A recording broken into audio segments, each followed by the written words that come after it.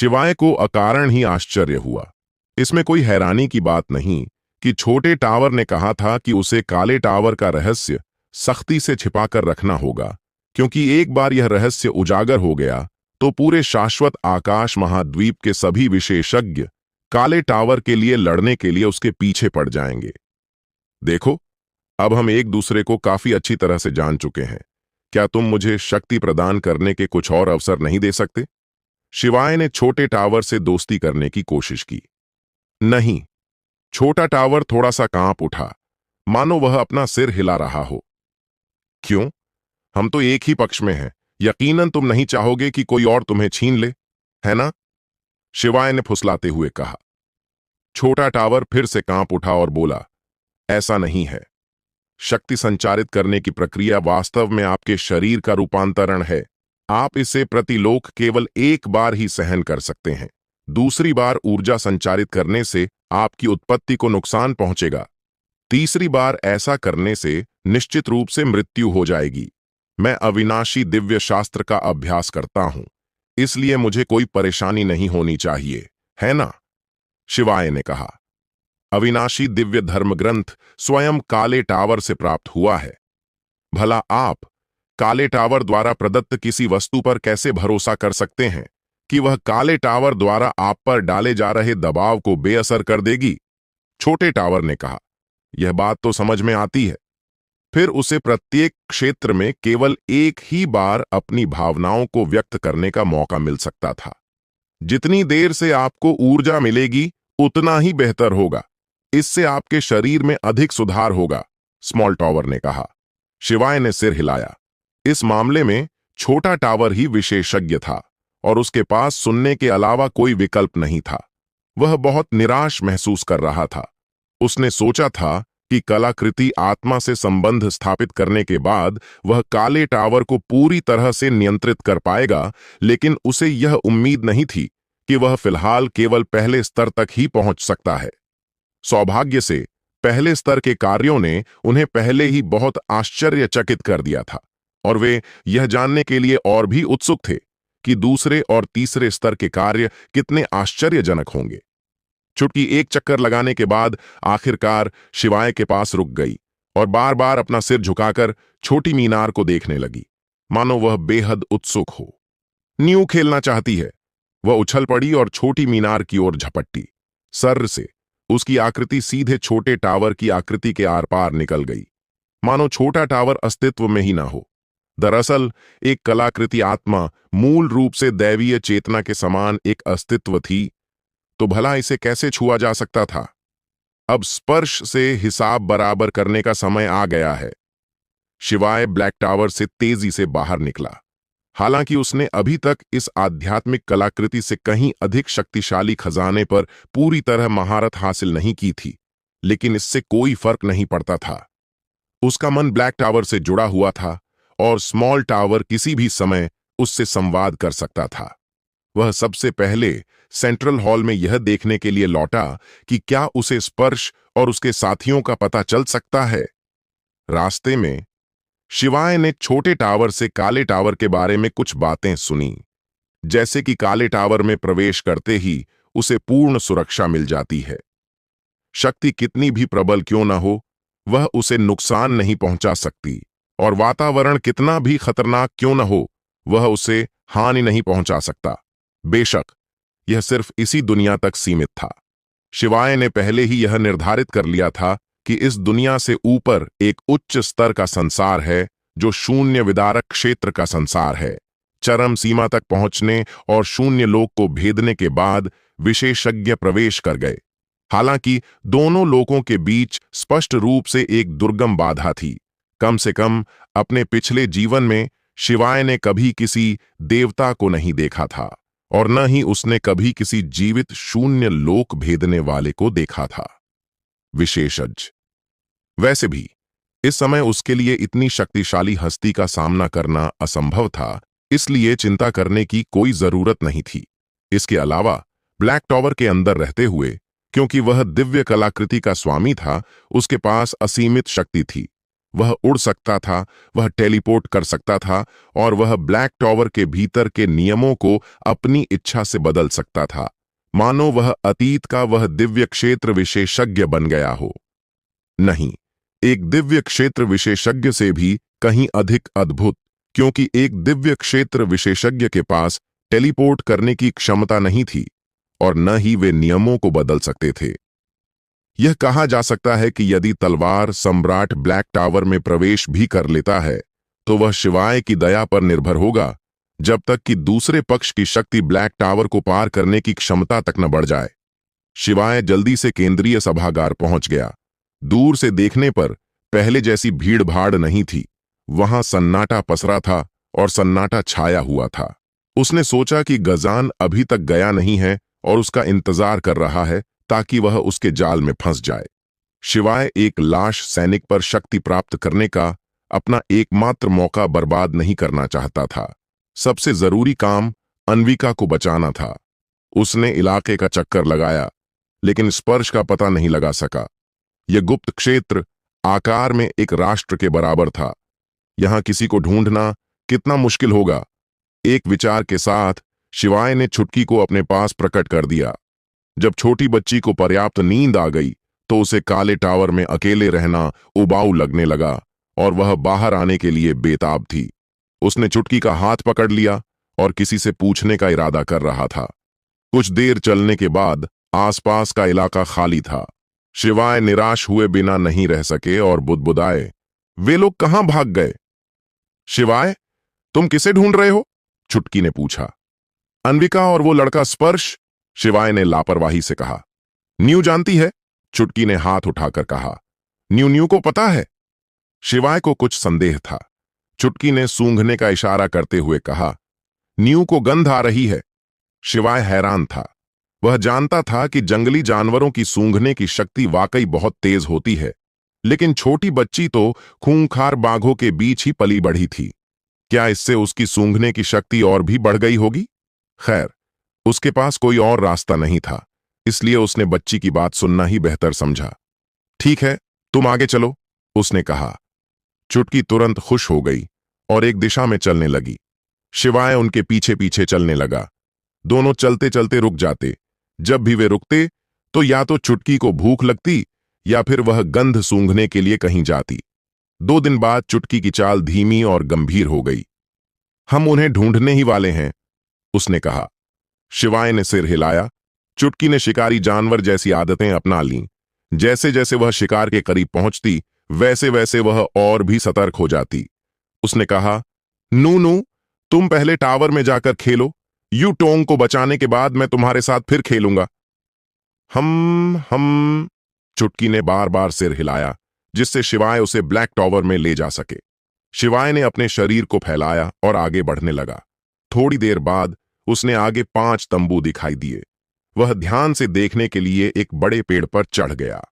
काफी देर बाद उसने स्पर्श, अंकल पाशा और 2 अन्य सेवकों को अपने अपने तंबुओं से निकलते देखा। उन्होंने आग जलाई और सूखे राशन और मांस भूनने लगे। जब खुशबू चारों ओर फैल गई तो स्पर्श एक तंबू के सामने गया, उसे खोला और कुछ कहा जो स्पष्ट रूप से सुनाई नहीं दिया। थोड़ी देर बाद एक महिला बाहर निकली। वह वास्तव में अन्विका थी। अंकल पाशा की भौहें थोड़ी सिकुड़ गईं। उनका शरीर अचानक एक विशाल रॉक की तरह उछला और उस बड़े पेड़ की जड़ में जा गिरा जहां शिवाय छिपा हुआ था। अंकल पाशा, क्या कुछ गड़बड़ है? स्पर्श ने पूछा। अंकल पाशा ने ऊपर देखा, लेकिन वहां केवल हरे पत्ते थे। कुछ भी असामान्य नहीं था। उन्होंने अपना सिर घुमाकर कहा, यह बूढ़ा नौकर कुछ ज्यादा ही सोच रहा था। उसने अभी अभी छी के उतार चढ़ाव को महसूस किया था, इसीलिए वह बाहर कूदा था, लेकिन उसे कोई दिखाई नहीं दिया था। उसे पूरा भरोसा था कि इतनी कम दूरी के भीतर उसी लोक का कोई भी व्यक्ति उसकी नाक के नीचे से भाग नहीं सकता, और चूंकि दिव्य मंच लोक के लोग प्रवेश नहीं कर सकते थे, इसलिए यह उसकी अत्यधिक सोच ही रही होगी। बूढ़ा आदमी वापस आया, धड़ाम से बैठ गया, अन्विका की ओर देखा और नाराजगी से बोला, युवा मालकिन लियू, मेरे छोटे मालिक आपके साथ ईमानदारी से पेश आते हैं। आप हमेशा इतनी कृतज्ञ क्यों रहती हैं? अंकल पाशा, स्पर्श ने जल्दी से हाथ हिलाकर अंकल पाशा को आगे बोलने से रोका। फिर अन्विका की ओर देखकर हल्की सी मुस्कान के साथ कहा, अंकल पाशा बस मेरी चिंता कर रहे हैं। अन्विका, कृपया बुरा मत मानना। जारी रहेगा। अन्विका ने केवल उपहास किया। वह खाने, सोने और यात्रा करने में बहुत सहयोग करती थी। कभी खाने से मना नहीं करती थी या आगे बढ़ने से इनकार नहीं करती थी, लेकिन जब भी उसे बोलने से बचने का मौका मिलता, वह एक शब्द भी नहीं बोलती थी। इससे स्पर्श को ऐसा लगता था जैसे कोई बाघ कछुए को काटने की कोशिश कर रहा हो और उसे समझ न आ रहा हो कि अपने दांत कहां गड़ाए। वह अन्विका में दिलचस्पी रखता था और उसका दिल जीतने के लिए अपने रुतबे, पद और ताकत का इस्तेमाल करना चाहता था, लेकिन अन्विका की नजरों में उसका कोई अस्तित्व ही नहीं था, जिससे वह पागल हो जाता था। इस बार स्वाभाविक रूप से स्पर्श फिर से उदास हो गई। खाना खाने के बाद अन्विका अपने तंबू में लौट आई, मानो वह वहां महज एक मेहमान हो। हम्फ! स्पर्श के चेहरे से मुस्कान पल भर में गायब हो गई और वह गुस्से से लाल हो गया। इतना समय बर्बाद करने के बाद भी किसी स्त्री को जीतने में नाकाम रहने पर उसका धैर्य टूट रहा था। इससे पहले जब भी वह विंटरमून संप्रदाय के प्रत्यक्ष शिष्य होने का खुलासा करता था, तो कौन सी स्त्री तुरंत उसकी बाहों में नहीं गिर पड़ती थी। अगर कुछ महिलाएं विनम्रता का दिखावा भी करतीं, तो उसे बस थोड़ा सा ठंडा व्यवहार करने की जरूरत होती और वे तुरंत घबरा जातीं और खुद को उस पर न्यौछावर कर देतीं। महिलाओं को रिझाने के मामले में यह उनका आजमाया हुआ और अचूक अनुभव था, लेकिन अन्विका अलग थी। चाहे वह कितनी भी तरकीबें आजमाए, वह उसे नजरअंदाज करती रही। युवा स्वामी, सफलता की कुंजी उस युवक में निहित है, बूढ़ा पाषाण ने झुकते हुए कहा। स्पर्श ने सिर हिलाया। जब तक शिवाय जीवित रहेगा, अन्विका उसके बारे में सोचती रहेगी और उसे कभी अपने दिल में जगह नहीं देगी। लेकिन शिवाय जितना हो सके दूर भाग गया होगा। भला वह उसे कैसे ढूंढ कर मारेगा? सबसे महत्वपूर्ण बात यह थी कि प्राचीन पुस्तक अभी भी शिवाय के पास थी। उनकी याददाश्त अच्छी थी, लेकिन इतनी भी नहीं कि वे किसी प्राचीन पुस्तक को एक बार पढ़कर पूरी तरह याद कर सकें। इसके अलावा उसमें कई चित्र भी थे, जिससे उसे याद रखना और भी मुश्किल हो जाता था। विंटरमून संप्रदाय की भी दानव स्वर्ग गुप्त क्षेत्र में बहुत रुचि थी, लेकिन इस गुप्त क्षेत्र के खुलने के बीच का अंतराल बहुत लंबा था। इसके अलावा कोई निश्चित कार्यक्रम भी नहीं था, इसलिए इस पर ध्यान देना मुश्किल था। वह संयोगवश वर्षा राज्य में पहुंचा और संयोग से गुप्त क्षेत्र के खुलने का समय देख लिया। इसलिए उसने अपना मुख्य काम छोड़कर उसमें प्रवेश किया। उसे किसी भी ब्लड जॉम्बी की परवाह नहीं थी, चाहे हालात कितने भी अराजक क्यों न हो जाएं। यह उत्तरी जंगल के 9 राज्यों का मामला था।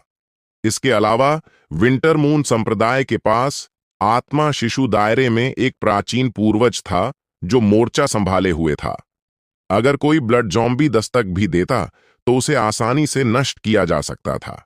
इसलिए वह वास्तव में गुप्त क्षेत्र की गहराई का पता लगाना चाहता था। शायद उसके लिए एक बड़ा अवसर इंतजार कर रहा था।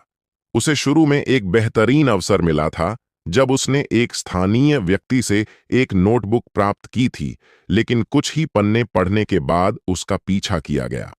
उसे बीच में ही नोटबुक छिपानी पड़ी, लेकिन अप्रत्याशित रूप से शिवाय द्वारा बचाए जाने के बाद उसे अपनी जान बचाने के लिए नोटबुक अर्पित करनी पड़ी। यह उनके जीवन का एक अपमान था और प्राचीन पुस्तक के मामले को देखते हुए स्वाभाविक रूप से उन्हें शिवाय की हत्या करनी पड़ी। उस बदमाश को दोबारा चेहरा दिखाने की हिम्मत नहीं करनी चाहिए, स्पर्श ने कड़वाहट से कहा। प्राचीन पुस्तक में दिए गए नक्शे के बिना इस गुप्त क्षेत्र की गहराई में हर कदम पर खतरा मंडरा रहा था। बूढ़े पाशा की सुरक्षा के बावजूद भी वह अंदर गहराई तक जाने की हिम्मत नहीं कर रहा था। उन चारों ने थोड़ी देर बात की, फिर आराम करने के लिए अपने अपने तंबुओं में लौट गए। शिवाय ब्लैक टावर के अंदर था और सब कुछ ध्यान से देख रहा था। लिटिल टावर के मार्गदर्शन में वह मूलतः ब्लैक टावर को नियंत्रित कर सकता था। उदाहरण के लिए, वह टावर के अंदर रहते हुए भी आसपास के वातावरण को देख सकता था और आवाजें सुन सकता था, हालांकि दूरी की एक सीमा थी। अभी अभी वह लगभग बूढ़ा पाशा के हाथों पकड़ा जाने से बच गया था। ब्लैक टावर में प्रवेश करने के बाद लिटिल टावर ने उसे बताया कि वह अंदर रहते हुए बाहर की स्थिति पर नजर रख सकता है, जिससे निस्संदेह बहुत सारी मुसीबतें टल गईं। एक तरह से देखा जाए तो ब्लैक टावर को उसका क्लोन माना जा सकता है। बस फर्क इतना था कि इस क्लोन पर उसका नियंत्रण अभी उतना कुशल नहीं था, क्योंकि टावर के 8 स्तर अभी तक उसके लिए खोले नहीं गए थे। वह ब्लैक टावर से प्रकट हुआ और अन्विका के तंबू की ओर बहुत हल्के कदमों से चलने लगा। लेकिन 2 कदम चलने के बाद ही वह फिर से ब्लैक टावर में प्रवेश कर गया। एक आकृति पलक झपकते ही गुजर गई और बूढ़ा पाशा अपने चेहरे पर एक अजीब भाव लिए तंबू से बाहर उड़ गया। अभी अभी उसे फिर से एक हल्की सी हलचल सुनाई दी, लेकिन जब वह जांचने के लिए बाहर भागा तो वहां बिल्कुल खाली था। कोई भी आकृति कहां थी? उन्हें बिल्कुल भी यकीन नहीं था कि कोई इतनी कम देर में उनकी दृष्टि सीमा से बाहर उड़ सकता है, जिससे स्वाभाविक रूप से वे बहुत भ्रमित हो गए। दोनों बार उनका अनुमान गलत साबित हुआ था, जिससे उन्हें खुद पर संदेह होने लगा था। क्या ऐसा हो सकता है कि उम्र के साथ उनकी दृष्टि कमजोर हो रही हो? बूढ़ा आदमी कुछ देर चुपचाप खड़ा रहा, फिर सिर हिलाकर तंबू के अंदर चला गया। लेकिन कुछ ही देर में वह झट से बाहर आ गया। उसने चारों ओर देखा और यह सुनिश्चित करने के बाद कि वहां कोई नहीं है, वह वापस तंबू के अंदर चला गया। वह बूढ़ा आदमी बहुत शंकालु था। शिवाय ने मन ही मन सोचा, हालांकि अगर उसे ही किसी आंगन पर लगे प्रतिबंध के सक्रिय होने का आभास होता तो वह जरा भी संदेह नहीं करता। उसे पूरा यकीन होता कि कोई अंदर आया है, और अगर उसने उन्हें नहीं देखा होता तो इसका मतलब केवल यही होता कि दूसरे पक्ष की छुपने की विधि कहीं अधिक उन्नत थी। वह फिर प्रकट हुआ और 2 कदम चलने के बाद ही वह ब्लैक टावर में तेजी से समा गया और फिर गायब हो गया। बूढ़ा पाशा प्रकट हुआ। उसके चेहरे पर अजीब भाव और भी स्पष्ट थे। वह अपना सिर पीटने से खुद को रोक नहीं पाया। उसे लगा जैसे वह पागल हो रहा हो। इस बार वह कम से कम 5 मिनट तक बाहर खड़ा रहा, फिर मुड़कर तंबू में प्रवेश किया। शिवाय प्रकट हुए और सीधे अन्विका के तंबू में चले गए। आह! अन्विका ने तुरंत आश्चर्य से चीख मारी। इससे तुरंत स्पर्श और बाकी तीनों का ध्यान आकर्षित हुआ, जो अपने तंबुओं से बाहर कूद पड़े। उन्होंने स्पर्श को कहते सुना, छोटी मालकिन। युटोंग, क्या बात है? कुछ नहीं, बस एक बुरा सपना था। अन्विका ने शिवाय को अविश्वास भरी नजरों से देखते हुए कहा, साथ ही अपने दिल में उठ रही घबराहट को दबाते हुए जितना हो सके शांत स्वर में बोलने की कोशिश की। बाहर खड़े चारों लोगों को जरा भी शक नहीं हुआ। भला कौन सोच सकता था कि कोई सचमुच चुपके से अंदर घुस आया होगा? वे एक एक करके अपने अपने तंबुओं में लौट गए। यहां बहुत खतरा है, तुम्हें जल्दी से निकल जाना चाहिए, अन्विका ने बहुत धीमी आवाज में कहा। कोई बात नहीं, जब मैं अंदर आ सकता हूं तो बाहर भी जा सकता हूं, शिवाय ने मुस्कुराते हुए कहा। स्पर्श को बुलाओ। अन्विका की आंखें तुरंत चमक उठीं और उसने कहा, उसे बंधक के रूप में इस्तेमाल करो। शिवाय का वास्तव में ऐसा कोई इरादा नहीं था। ब्लैक टावर में छिपने की क्षमता हासिल करने के बाद उसने बूढ़े कुत्ते बूढ़ा पाशा पर शक्ति प्राप्त करने के अपने एकमात्र अवसर का उपयोग करने के बारे में नहीं सोचा था। अब उसके पास जो क्षमताएं थीं, वे उसके लिए भाग निकलने के लिए पर्याप्त थीं। उन्होंने कोई स्पष्टीकरण नहीं दिया, बस इतना कहा, पहले उस व्यक्ति को फोन कर लो। अन्विका ने सिर हिलाया, अपने मन को स्थिर किया और जोर से कहा, युवा स्वामी आओ, क्या आप थोड़ी देर बातचीत के लिए आ सकते हैं? युटोंग को कुछ पूछना है।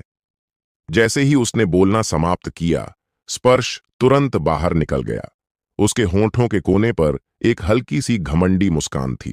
तो अन्विका की विनम्रता इससे अधिक कुछ नहीं थी। क्या उसने समझौता नहीं किया था? दरअसल वह खूबसूरत महिलाओं को देखने का आदी था, और हालांकि अन्विका बेहद खूबसूरत थी, लेकिन स्पर्श के लिए सबसे बड़ी चुनौती उसका अपना अहंकार था। वह हमेशा से महिलाओं के बीच अजेय रहा था, लेकिन अन्विका के सामने उसकी बाजी पलट गई, जिसने उससे अपनी सांस रोककर उसे जीतने का पक्का इरादा करने पर मजबूर कर दिया। लेकिन जैसे ही अन्विका ने समझौता करने के संकेत दिए, उसकी दिलचस्पी काफी कम हो गई, क्योंकि जो चीज हासिल नहीं की जा सकती वही सबसे अच्छी होती है। हालांकि उसे अभी तक पूरी तरह सफलता नहीं मिली थी, इसलिए उसकी दिलचस्पी अभी भी काफी थी। उसने तुरंत अपना पहनावा ठीक किया और अन्विका के तंबू की ओर चल पड़ा। बूढ़ा पाशा टस से मस नहीं हुआ। अन्विका की साधना शक्ति पहले ही उसके द्वारा सील कर दी गई थी, इसलिए वह कोई चाल नहीं चल सकती थी। जारी रहेगा। यूटोंग। स्पर्श ने अभी तंबू खोला ही था कि उसने एक युवक को मुस्कुराते हुए देखा, जिससे वह चौंक गया। शिवाय, उसने कहा। वूश! बूढ़ा पाशा तुरंत बाहर निकल गया। उसका मिशन स्पर्श की रक्षा करना था। बहुत देर हो गई। स्पर्श पहले से ही उस युवक के हाथों में था। एक लंबी तलवार उसके गले पर रखी हुई थी। खून की एक हल्की सी लकीर दिखाई दे रही थी, जिससे उसे अचानक रुकना पड़ा। शिवाय अब एक वास्तविक ऊर्जा प्रवाह क्षेत्र था। विशेषज्ञ ने 9 महान उत्पत्ति कोरों के संलयन से निर्मित अपने सुपरमूल कोर को द्रवीकृत करके एक झरने में बदल दिया था। यह साधारण जीवन प्रवाह प्रथम परत की तुलना में कितनी गुना अधिक शक्तिशाली था। मूल रूप से उसके पास 5 तत्व मौजूद थे। मूल कोर के कारण उसकी शक्ति समान रैंक के अन्य लोगों की तुलना में 4 या 5 गुना अधिक हो गई थी। इस अतिरिक्त वृद्धि के साथ वह कम से कम 10 गुना अधिक शक्तिशाली हो गया था। यद्यपि ऊर्जा प्रवाह क्षेत्र में प्रत्येक लघु क्षेत्र के बीच का अंतर अधिक था, फिर भी केवल कच्ची शक्ति के मामले में वह कम से कम जीवन प्रवाह पंचम स्तर के बराबर शक्ति का प्रदर्शन कर सकता था। ऐसा इसलिए था क्योंकि उसने अभी अभी प्रवेश किया था और जीवन प्रवाह की पहली परत तक नहीं पहुंचा था। चरम सीमा। और इसमें विभिन्न मार्शल स्किल्स और तकनीकों से प्राप्त युद्ध शक्ति में वृद्धि को तो शामिल ही नहीं किया गया है। वास्तविक युद्ध शक्ति के मामले में वह निश्चित रूप से 9 सितारा स्तर से कहीं आगे था। क्या 9 सितारा जीवन प्रवाह विशेषज्ञ ऊर्जा संग्रहण दायरे के प्रतिद्वंद्वी को आसानी से नहीं हरा सकता? शिवाय, स्पर्श ने दांत पीसे। उसका चेहरा शर्म और गुस्से से लाल हो गया। उसने सोचा था कि अन्विका ने उससे समझौता कर लिया है, लेकिन उसे यह उम्मीद नहीं थी कि यह अन्विका का बिछाया जाल होगा। इसका मतलब था कि अन्विका ने अब भी शिवाय को ही चुना था। यह एहसास उसके लिए किसी थप्पड़ की तरह था। मेरे युवा स्वामी को रिहा करो, बूढ़े पाशा ने ठंडे स्वर में कहा। उनकी आंखों में जानलेवा भाव भरे हुए थे।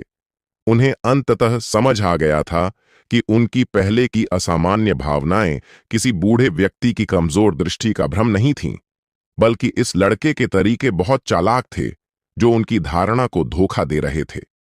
शिवाय ने हल्की सी मुस्कान के साथ कहा, बूढ़े, मुझे डराओ मत। मैं डरपोक हूं। अगर तुम मुझे डराओगे तो मेरा हाथ कांप उठेगा और मैं तुम्हारे स्वामी की गर्दन काट दूंगा। तब मुझे दोष मत देना। उसने सचमुच अपना हाथ थोड़ा सा कांपने दिया और तुरंत ही स्पर्श की गर्दन से खून की एक बूंद रिसकर एक मोती की तरह नीचे लुढ़क गई। बूढ़े पाशा का चेहरा पल भर में घबराहट से भर गया और उसने कहा, रुको, तुमने मुझे फिर से डरा दिया। शिवाय ने शोकपूर्ण स्वर में कहा। उसका हाथ और भी अधिक तेजी से कांप रहा था। बूढ़े पाशा के पास कुछ कदम पीछे हटने के अलावा कोई विकल्प नहीं था और उन्होंने कहा, युवक, चलो इस बारे में ठीक से बात करते हैं। लेकिन स्पर्श बेहद अभिमानी था। उसने कहा, शिवाय, मैं शीतकालीन चंद्रमा संप्रदाय का प्रत्यक्ष शिष्य हूं। अगर तुमने मेरे सिर के एक बाल को भी नुकसान पहुंचाने की हिम्मत की तो शीतकालीन चंद्रमा संप्रदाय की शक्ति तुम्हें और तुम्हारे आसपास के सभी लोगों को चूर चूर कर देगी। थप्पड़! शिवाय ने स्पर्श के सिर पर एक जोरदार थप्पड़ मारा। उसने कहा, एक आवारा कुत्ते, तुम्हें इतनी श्रेष्ठता का भाव कहां से आता है? तुम्हें एक थप्पड़ मारकर अक्ल भी नहीं सिखा सकते। शिवाय! स्पर्श चीख उठा। उसे जीवन में कभी सिर पर थप्पड़ नहीं पड़ा था, जिससे उसकी आंखें लाल हो गईं और वह शिवाय के 10,000 टुकड़े करने की इच्छा से भर उठा। तुम किस बात पर चिल्ला रहे हो? शिवाय ने ठंडी आवाज में कहा। हाथ के एक झटके से उसने स्पर्श को बेहोश कर दिया। युवा स्वामी, बूढ़े पाशा ने हैरानी से कहा। लेकिन जब उन्हें एहसास हुआ कि स्पर्श केवल बेहोश हुआ है तो वे थोड़ा शांत हुए और शिवाय की ओर मुड़कर बोले, युवा स्वामी को छोड़ दीजिए और यह बूढ़ा आपको सुरक्षित जाने देगा। बूढ़े कुत्ते, क्या तुम सबको मूर्ख समझते हो? शिवाय ने ताना मारा। जिस क्षण मैं उसे छोड़ूंगा, शायद मुझे तुम्हारे विषैले हाथों का सामना करना पड़ेगा। यह बूढ़ा आदमी अपनी प्रतिष्ठा के बल पर इसकी गारंटी देता है।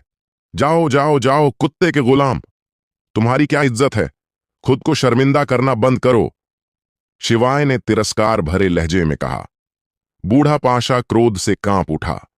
हालांकि उसे स्पर्श की रक्षा करने का आदेश दिया गया था और वह खुद को एक पुराना सेवक मानता था, लेकिन आत्मा सागर क्षेत्र का होने के नाते, विशेषज्ञ होने के नाते उनमें स्वाभाविक रूप से गरिमा थी। यहां तक कि विंटर मून सेक्ट में भी, जो एक आध्यात्मिक सागर क्षेत्र है, एक्सपर्ट एक ऐसी ताकत थी जिसे कम नहीं आंका जा सकता था। बाहर जाओ, मुझे सोना है। अच्छी तरह से सो जाने के बाद मैं तुम्हारे मालिक की फिरौती के बारे में तुमसे बात करूंगा। बूढ़े कुत्ते, शिवाय ने अपने हाथ झाड़ते हुए कहा। तुम जा सकते हो। बेशक बूढ़ा पाशा यूं ही पीछे नहीं हट सकता था, लेकिन शिवाय की तलवार को स्पर्श की गर्दन पर लहराते हुए देखकर वह केवल आह भर सकता था, तंबू बंद कर सकता था और जमीन पर पालथी मारकर बैठ सकता था। वह अवसर की प्रतीक्षा कर रहा था। जैसे ही शिवाय भागने की कोशिश करता, वह बिजली की तरह प्रहार करता, प्रतिद्वंद्वी का सिर चकनाचूर कर देता और उसे स्पर्श को धमकी के रूप में इस्तेमाल करने से रोक देता। तंबू के अंदर शिवाय ने अन्विका की ओर देखकर हल्की सी मुस्कान दी, फिर उसके कान में झुककर कहा, मैं तुम्हें एक जगह ले जाऊंगा, विरोध मत करना। शिवाय की गर्म सांसें अपनी गर्दन पर महसूस करते ही अन्विका का सुंदर चेहरा शर्म से लाल हो गया। उसने शिवाय की बात ठीक से नहीं सुनी, बस मूर्खतापूर्ण ढंग से सिर हिलाया, मानो वह बेवकूफ लग रही हो।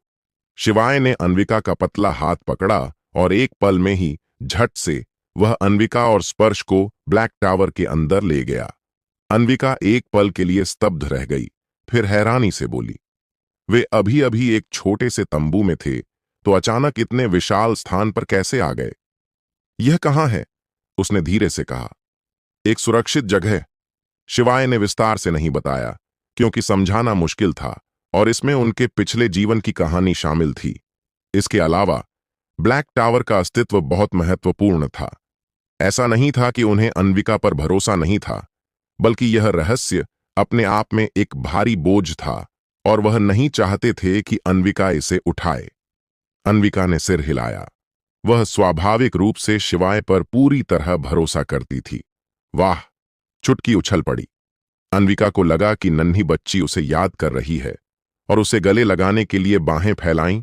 तभी चुटकी ने बड़ी खूबसूरती से उसे पीछे छोड़ते हुए शिवाय की बाहों में छलांग लगा दी और अपना छोटा सा सिर बार बार उनसे रगड़ने लगी। फिर वह पीछे मुड़ी और अन्विका को चुनौती भरे लहजे में घूरने लगी। शिवाय चुटकी के थे, यही उनका मूल संदेश था। अन्विका के सुंदर चेहरे पर एक अजीब सी झंझनाहट छा गई। उसे उम्मीद नहीं थी कि यह छोटी बच्ची इतनी ईर्ष्यालु होगी। शिवाय ने हू न्यू के सिर पर हाथ फेरा और अन्विका से कहा, यह सब चुटकी की वजह से ही संभव हो पाया कि मैं तुम्हें इतनी जल्दी ढूंढ पाया। तुम्हें उसका ठीक से धन्यवाद करना चाहिए। चुटकी और भी ज्यादा आत्मसंतुष्ट हो गई और अन्विका की तरफ देखकर मुस्कुराने लगी। अन्विका बस अवाक रह गई। उसे ऐसा लग रहा था जैसे उसका सामना किसी शक्तिशाली प्रतिद्वंद्वी से हुआ हो, क्योंकि शिवाय किसी से भी सावधान रह सकता है, लेकिन वह कभी भी एक छोटी लड़की से सावधान नहीं रहेगा। वह छोटी बच्ची अपनी मर्जी से खूब नखरे कर सकती थी, सारा दिन शिवाय से चिपकी रहती थी। यह एक ऐसा फायदा था जो न तो उसे और न ही प्रियांशी को प्राप्त था। इसके अलावा छोटी बच्ची स्पष्ट रूप से शिवाय को अपनी निजी संपत्ति मानती थी। उसकी अभी की हरकतें साफ तौर पर भोजन की रक्षा करने जैसा व्यवहार थीं और उसकी ईर्ष्या हद से ज्यादा तीव्र थी।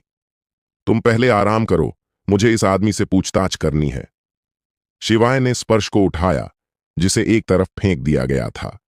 इस कृतघ्न को तो मरना ही था, लेकिन वह फिर भी विंटर मून सेक्ट से संबंधित कुछ मामलों के बारे में पूछना चाहता था। बाहर बूढ़े पाशा अचानक भौहें चढ़ा बैठे, क्योंकि उन्हें काफी देर से तंबू से कोई हलचल सुनाई नहीं दी थी। उन्होंने ध्यान से सुना और तुरंत ही उनका चेहरा एकदम बदल गया, क्योंकि उन्हें सांस लेने या दिल की धड़कन तक सुनाई नहीं दे रही थी। वह झट से उठा और सीधे तंबू में घुस गया, लेकिन छोटा सा तंबू खाली था। दूसरा व्यक्ति कहाँ था? यह कैसे हो सकता है? बूढ़े फू का चेहरा पीला पड़ गया। क्या उस बच्चे ने किसी तरह की टेलीपोर्टेशन क्षमता हासिल कर ली थी और स्पर्श को लेकर इतनी दूर भाग गया था? थप्पड़ थप्पड़ थप्पड़। लगातार थप्पड़ों की वजह से स्पर्श को होश आया। मैं कहाँ हूं? बटलर पाशा कहाँ है? उसने कांपते हुए पूछा। शिवाय ने उसे लात मारी और कहा, क्या मैं तुमसे पूछ रहा हूं या तुम मुझसे पूछ रहे हो? स्पर्श ने दांत पीस लिए, लेकिन अपरिचित परिवेश को देखकर उसका चेहरा बिगड़ गया। यह मैदान स्पष्ट रूप से उस जंगल से काफी दूर था जहां वे पहले थे। उसे इतनी दूर लाने के लिए वह कितनी देर तक बेहोश रहा होगा? क्या बटलर पाशा बेकार था जिसने शिवाय को उसे ले जाने दिया और भाग गया? क्या तुम सचमुच विंटर मून संप्रदाय के शत्रु बनने जा रहे हो? उसने ठंडे स्वर में कहा। चूंकि उसने पहले ही विंटर मून संप्रदाय के प्रत्यक्ष शिष्य के रूप में अपनी पहचान उजागर कर दी थी, इसलिए स्वाभाविक रूप से वह पीछे हटकर संप्रदाय की प्रतिष्ठा को कम नहीं कर सकता था। थप्पड़। शिवाय ने उसे फिर से लात मारी, जिससे स्पर्श के कई दांत टूट गए। उसका चेहरा खून से लथपथ था। सचमुच दयनीय दृश्य था, लेकिन ऐसे कृतघ्न पर दया करने की क्या जरूरत थी? शिवाय ने बेपरवाही से कहा, तुम यहां कैसे आ गए? दानव स्वर्ग गुप्त क्षेत्र का प्रकट होना एक संयोग था। किसी ने भी इसकी पूर्व कल्पना नहीं की थी। इसीलिए शिवाय को बिल्कुल भी विश्वास नहीं था कि स्पर्श विशेष रूप से गुप्त क्षेत्र के लिए ही आया था। स्पर्श ने अपने मुंह के कोने से खून पोंछा। उसकी आंखों में डर की झलक थी। बटलर पाशा उसके साथ नहीं था और विंटर मून सेक्ट का नाम भी उसके सामने खड़े इस दुस्साहसी व्यक्ति को डरा नहीं पा रहा था, इसलिए उसके पास सावधानी बरतने के अलावा कोई चारा नहीं था। उसने कहा, मैं यहां किसी को ढूंढने आया हूं। थप्पड़। उसे फिर से लात मारी गई, जिससे वह इतना क्रोधित हो गया कि उठकर शिवाय से लड़ना चाहता था। लेकिन दूसरे पक्ष की निर्मम आंखों को देखकर उसके दिल में एक अजीब सी सिहरन दौड़ गई और उसका साहस पल भर में गायब हो गया। पहेलियों में बात मत करो। अगर तुम इसी तरह टाल मटोल करते रहे तो मैं पहले तुम्हारे हाथ पैर काट दूंगा, सिर्फ बोलने के लिए मुंह ही छोड़ दूंगा, शिवाय ने ठंडे स्वर में कहा। स्पर्श के दिल में एक सिहरन सी दौड़ गई, जिसने पल भर में उसके पूरे शरीर को जकड़ लिया और उसे ऐसा लगा जैसे वह जम गया हो। अगर कोई और ऐसे कठोर शब्द कहता तो वह जरूर उसका उपहास करता। भला विंटर मून सेक्ट के शिष्य के साथ ऐसा व्यवहार करने की हिम्मत कौन करेगा? लेकिन शिवाय, यह आदमी सचमुच निर्दयी था, जो उसके मन में एक अंतहीन सिहरन पैदा कर देता था। मैं जिस व्यक्ति को ढूंढ रहा हूं उसका नाम लोकेश है, उसने ईमानदारी से कहा। लोकेश।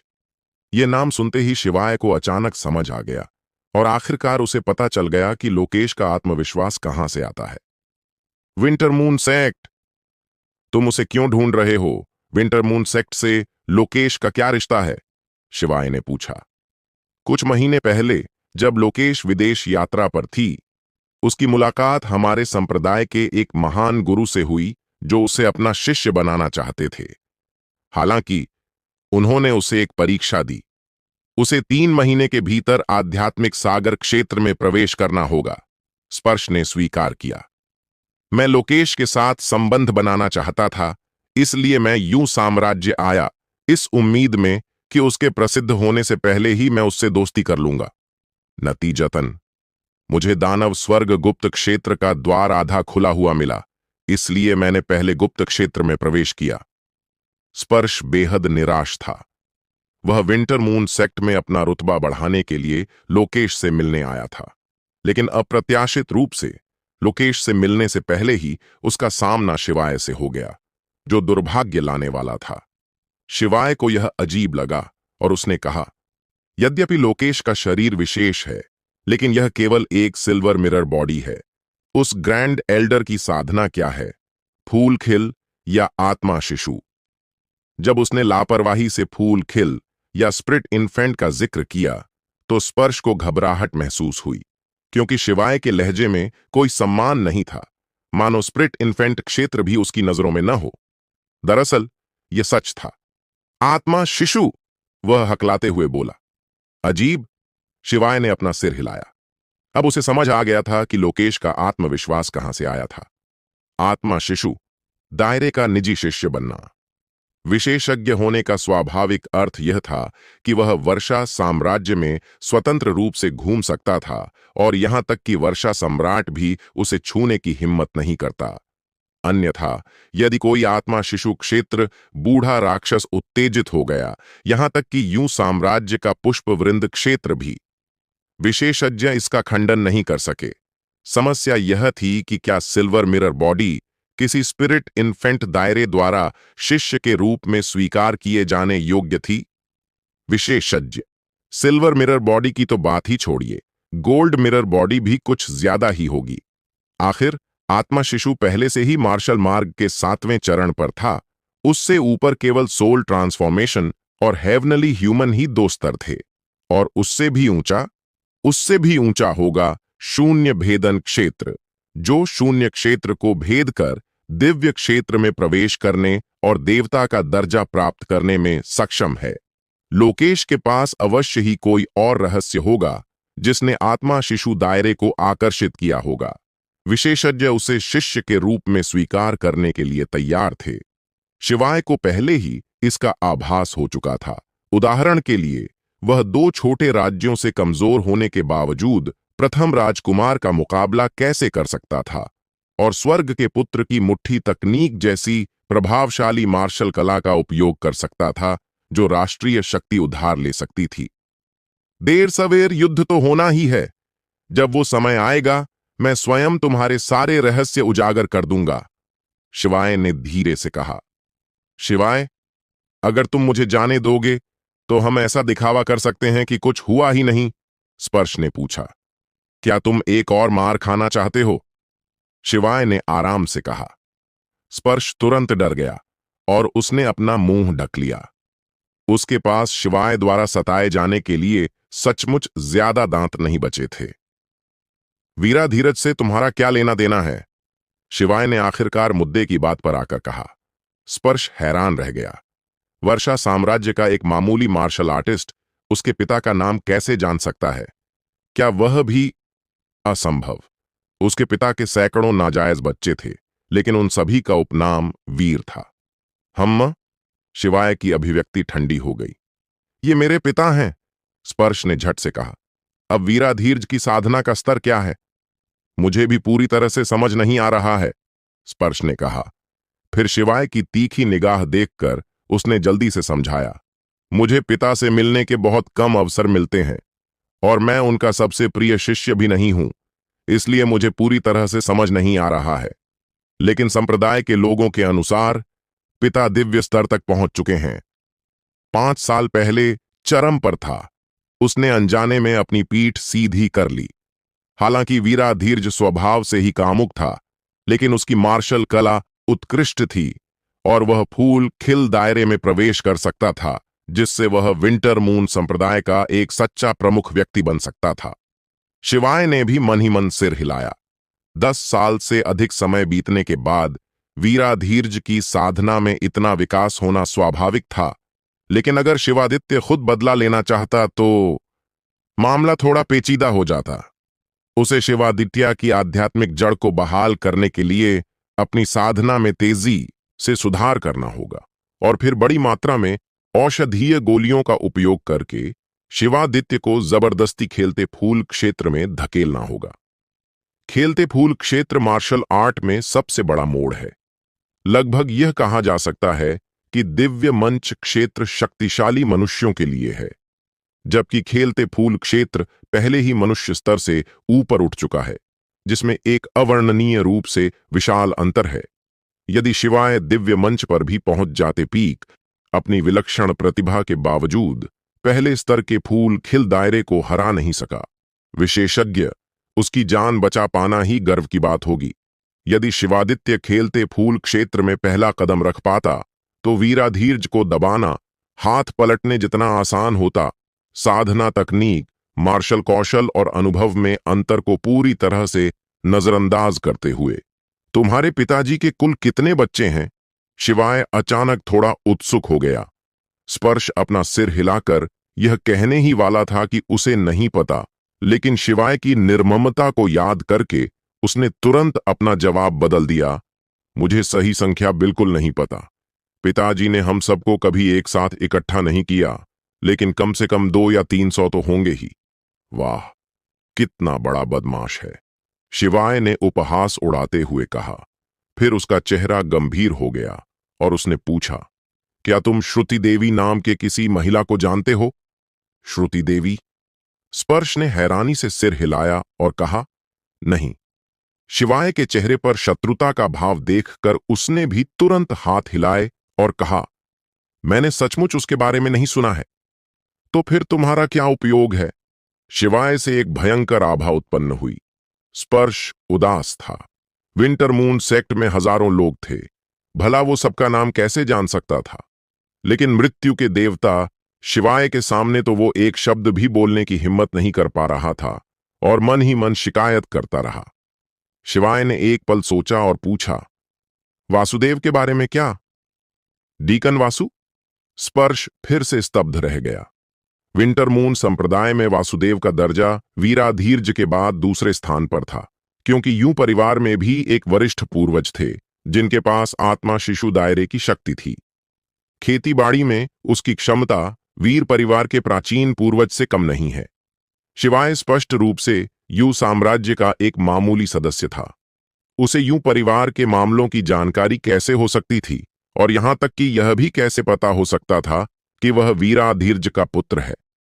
ऐसा लगता था मानो वह विंटर मून संप्रदाय से अच्छी तरह परिचित हो। शिवाय को घूरते देख उसने जल्दी से कहा, डीकन वासु मेरे पिता के समान ही हैं। दोनों ही दिव्य मंच क्षेत्र के शिखर पर हैं। हालांकि डीकन वासु अभी भी मेरे पिता की बराबरी नहीं कर सकते।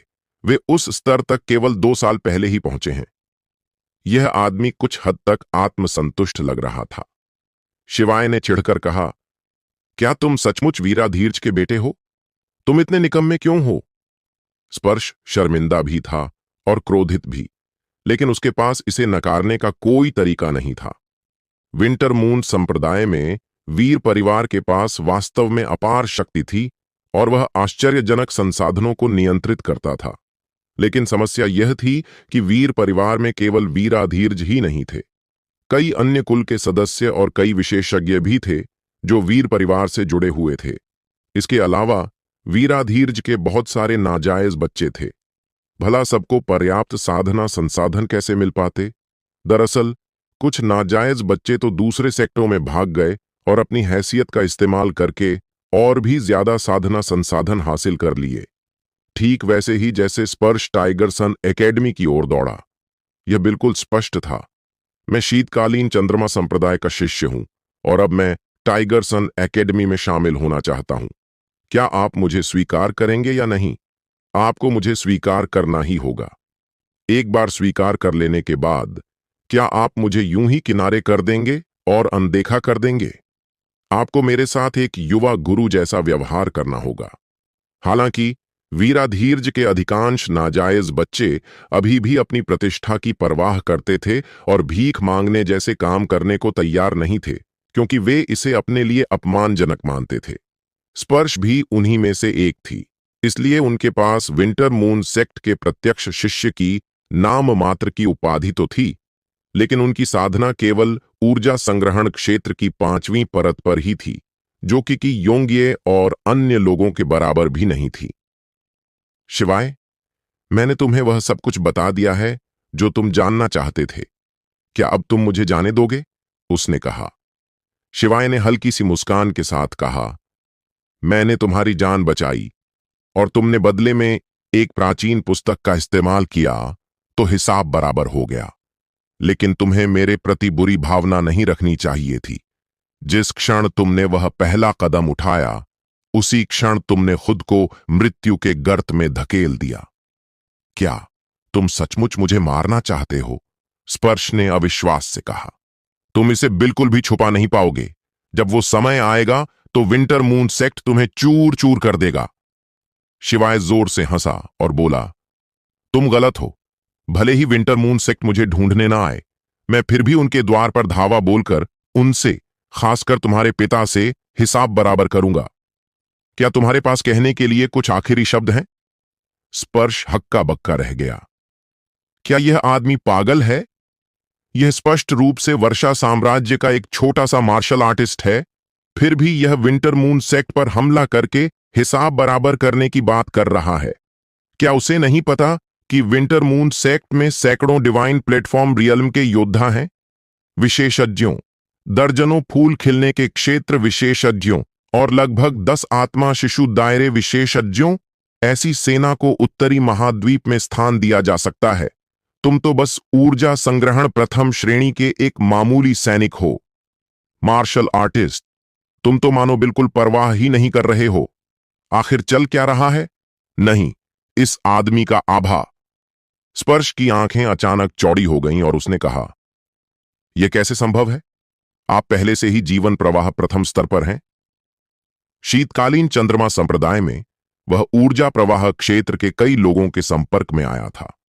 वह बहुत उच्च साधना स्तरों को महसूस नहीं कर सकता था, लेकिन वह ऊर्जा प्रवाह क्षेत्र को अभी भी महसूस कर सकता था।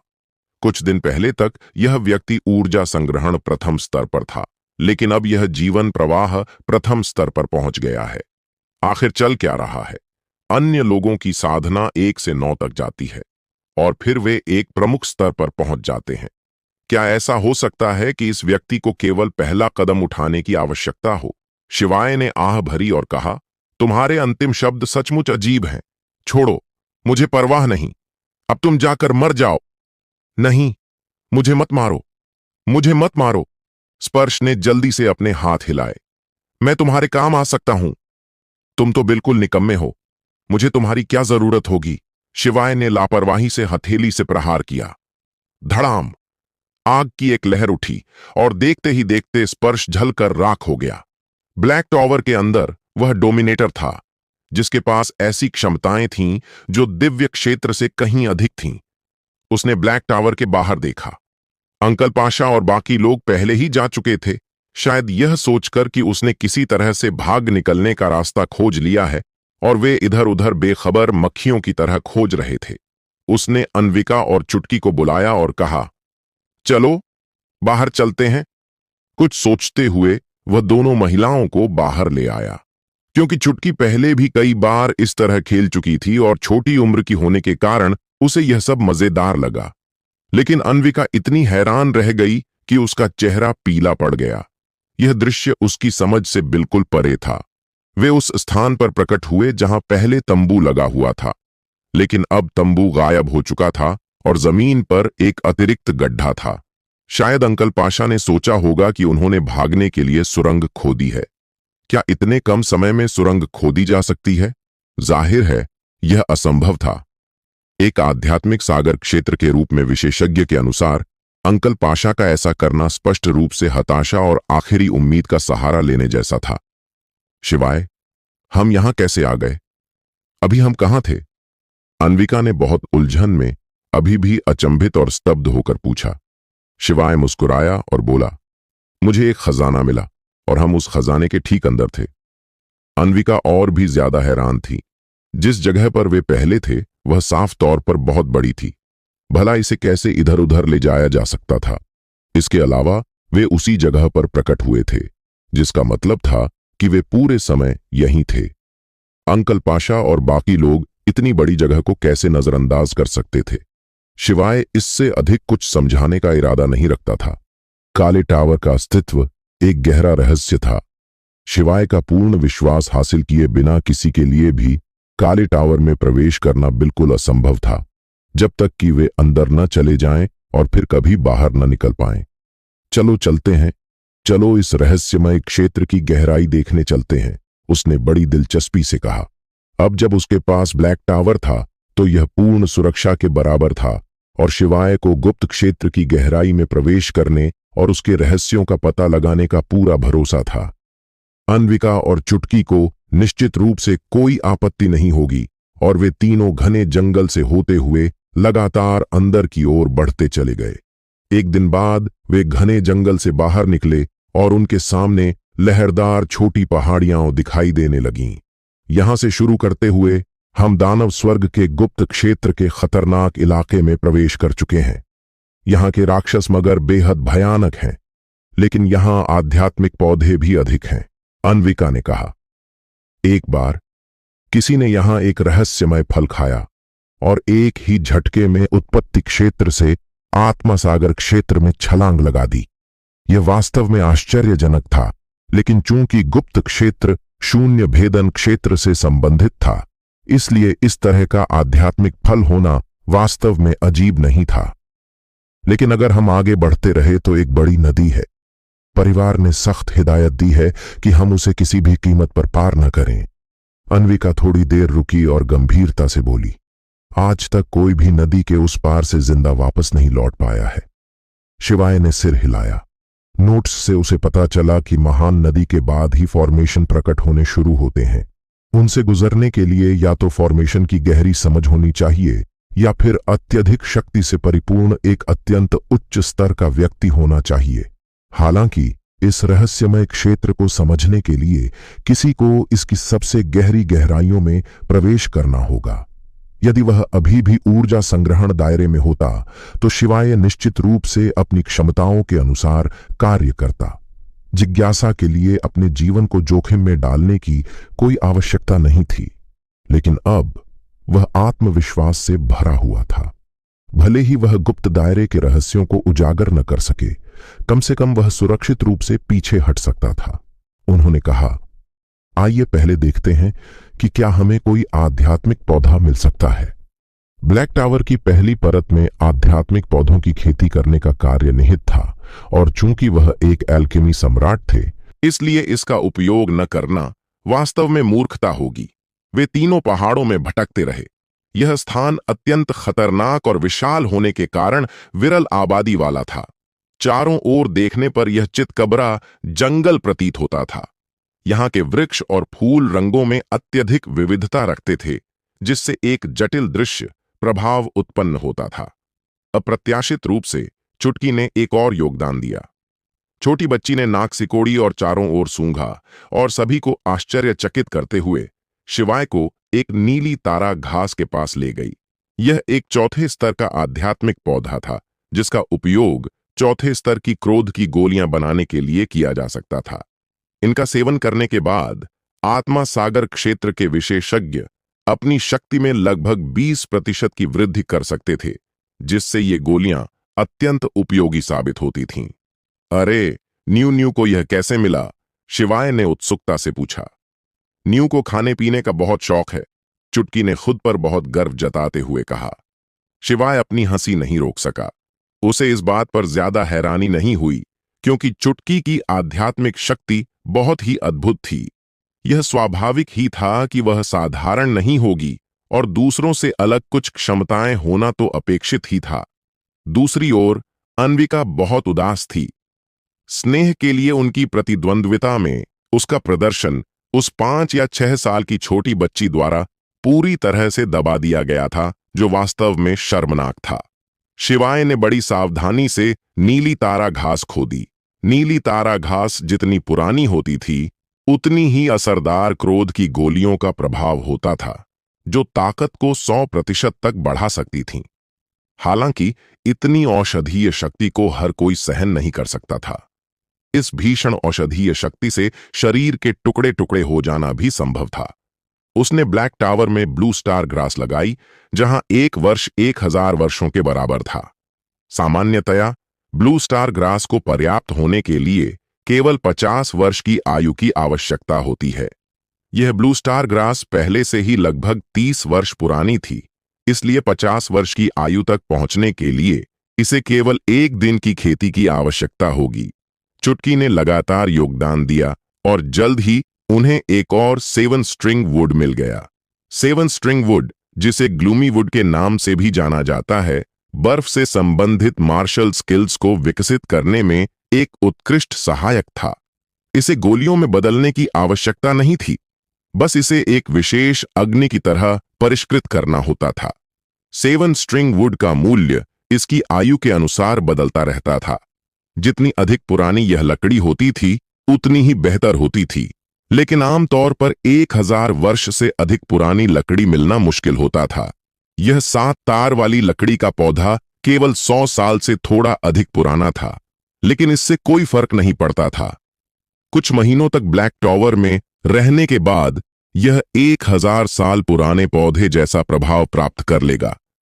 हालांकि उनका भाग्य हमेशा उनके साथ नहीं था। अगले 2 दिनों में उन्हें कुछ भी हासिल नहीं हुआ। चुटकी को एक और आध्यात्मिक वृक्ष मिला, लेकिन दुर्भाग्य से उस पर लगे फल पहले ही दूसरों द्वारा तोड़ लिए गए थे। शिवाय ने फिर भी बाकी सब बातों की परवाह किए बिना उसे ब्लैक टावर में रोक दिया। कोई यहां है? शिवाय अचानक रुक गया।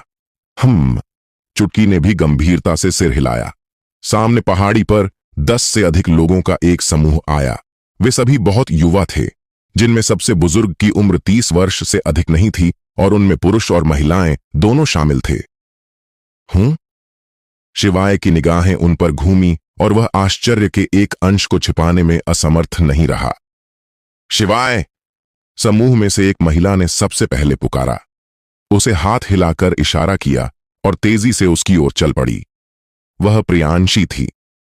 वह इससे पहले कभी सेंट्रल हॉल नहीं पहुंची थी, इसलिए उसे यहां उससे मिलने की उम्मीद नहीं थी। प्रियांशी को आते देख वे युवक भी उसके पीछे पीछे आ गए। उनमें से हर एक का चेहरा घमंड से भरा हुआ था, जो बेहद अभिमानी प्रतीत हो रहा था। ओह, तो आप ही हैं वो शिवाय? रेशमी वस्त्र पहने एक युवक ने उदासीनता से कहा। हालांकि उसकी आवाज शांत थी, फिर भी उसमें श्रेष्ठता का भाव था, मानो कोई श्रेष्ठ व्यक्ति किसी साधारण व्यक्ति को नीचा दिखा रहा हो। क्या और भी कई शिवाय हैं? शिवाय ने लापरवाही से कहा। एक युवक झट से बाहर निकला और बोला, मैंने सुना है कि आप लोकेश का मुकाबला कर सकते हैं। मैं तो इस बात पर यकीन नहीं करता। तुम किस तरह के इंसान हो, मानो या न मानो, इससे मेरा क्या लेना देना है? शिवाय ने उदासीनता से कहा। वह युवक क्रोधित होकर चिल्लाया, मैं कुंदन परिवार का सुरेश हूं। तुम्हारी हिम्मत कैसे हुई मुझे यह पूछकर अपमानित करने की कि मैं किस तरह का इंसान हूं? ओह, तो मैं गलत था, इसलिए तुम कोई वस्तु नहीं हो। शिवाय ने सिर हिलाकर गलती को सहजता से स्वीकार कर लिया। तुम? सुरेश की आंखें गुस्से से चौड़ी हो गईं, जिससे चौंकाने वाली जानलेवा मंशा प्रकट हुई। चुटकी ने तुरंत अपने दांत दिखाए। उसके छोटे हाथ अनजाने में ही हिलने लगे, जिससे उसके नुकीले दांत दिखाई देने लगे। वेइजे! जटाधारी वस्त्र पहने युवक ने उसे धीरे से रोकते हुए मुस्कुराते हुए कहा, 2 खूबसूरत महिलाओं के सामने आप अपना संयम कैसे खो सकते हैं? भाई नागिल सही कह रहे हैं। सुरेश ने तुरंत अपने गुस्से वाले चेहरे को छुपा लिया। वह 2 बेहद खूबसूरत महिलाओं के सामने अपनी गरिमा नहीं खो सकता था। बहन अन्विका! जकूजी के कपड़े पहने युवक ने अन्विका का अभिवादन किया। स्पष्ट रूप से दोनों एक दूसरे को जानते थे। इस लड़के ने शिवाय को जरा भी सम्मान नहीं दिया, इसलिए अन्विका ने भी स्वाभाविक रूप से उसे कोई सम्मान नहीं दिया। उसने बस अपना सुंदर चेहरा थोड़ा सा घुमा लिया, मानो उसने कुछ सुना ही न हो। यह देखकर ये सभी युवक बहुत नाराज हुए। शिवाय में ऐसा कौन सा गुण या क्षमता थी कि स्वर्ग की एक स्वाभिमानी पुत्री भी उनकी इतनी भक्त बन गई? और अगर केवल अन्विका की बात होती तो शायद बात अलग होती, लेकिन अब तो प्रियांशी भी उनके वश में लग रही थी। राजमहल की राजधानी के ये युवक इसे कैसे स्वीकार कर सकते थे? मैं नागिल हूं, रेशमी वस्त्र पहने युवक ने अपनी गरिमा बनाए रखने की पूरी कोशिश करते हुए शिवाय से कहा। मैंने भाई शिवाय के महान नाम के बारे में बहुत सुना है।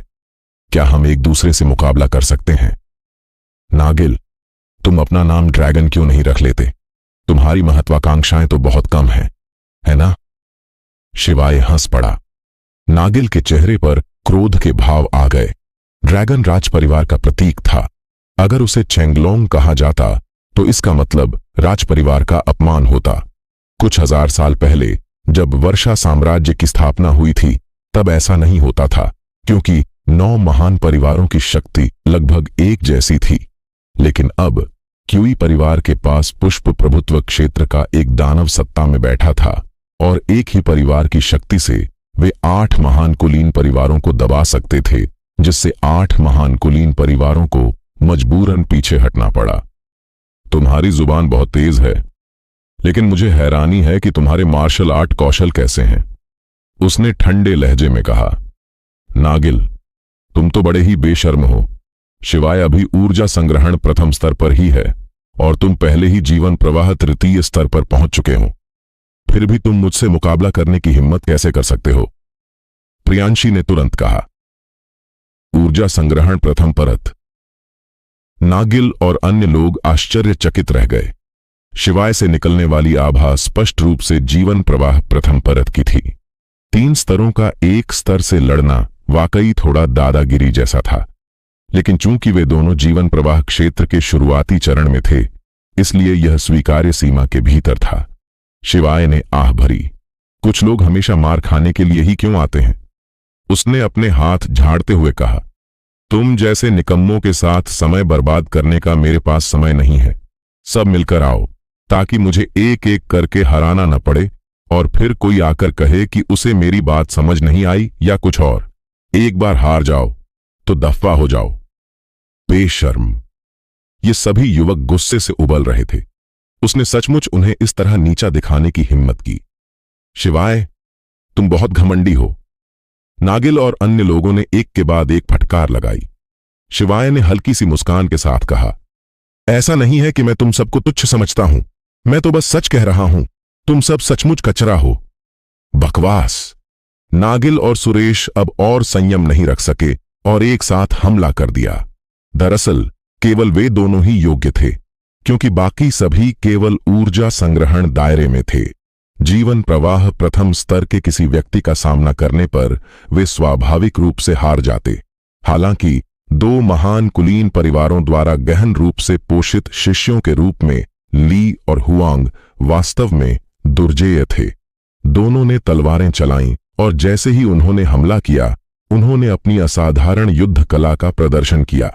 नागिल ने अपनी तलवार से प्रहार किया और अचानक ही 1 दर्जन से अधिक ज्वालाएं प्रकट हुईं, जो आग के फूलों में तब्दील होकर तेजी से शिवाय की ओर बढ़ने लगीं। इसी बीच सुरेश ने अपनी लंबी तलवार लहराई, जिससे जमीन सचमुच धीरे धीरे कांप उठी, मानो नाच रही हो। शिवाय पर्वत की तरह अडिग खड़ा था। उसके चेहरे पर शांति थी। घमंडी। ली और हुआंग दोनों ने ठंडी सांस ली।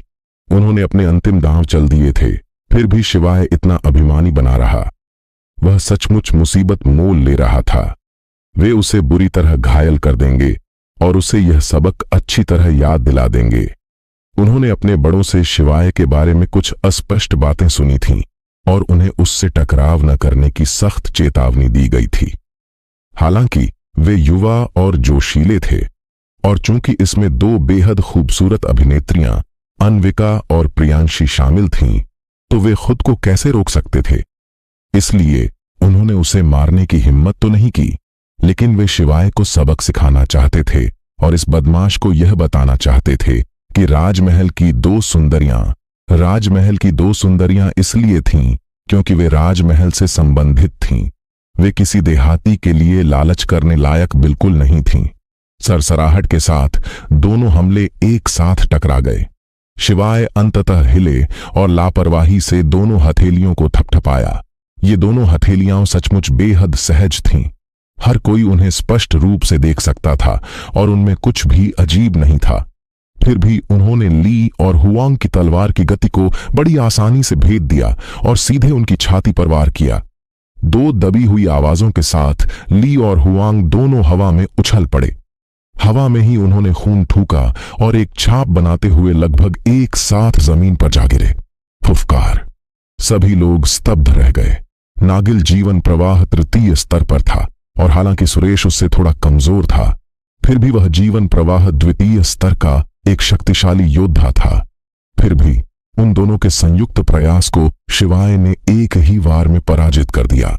सबसे अहम बात यह थी कि शिवाय भी जीवन प्रवाह के पहले स्तर पर ही था और उसने यह इतनी सहजता से किया था मानो अगर वे दोनों उससे 10 गुना ज्यादा ताकतवर भी होते तो भी वह उन्हें आसानी से संभाल लेता। ठीक इसी एहसास ने ली और हुआंग को बेहद असहाय महसूस कराया। उनका आत्मविश्वास चकनाचूर हो गया और एक पल के लिए उनके पास सोचने समझने की कोई शक्ति नहीं बची थी।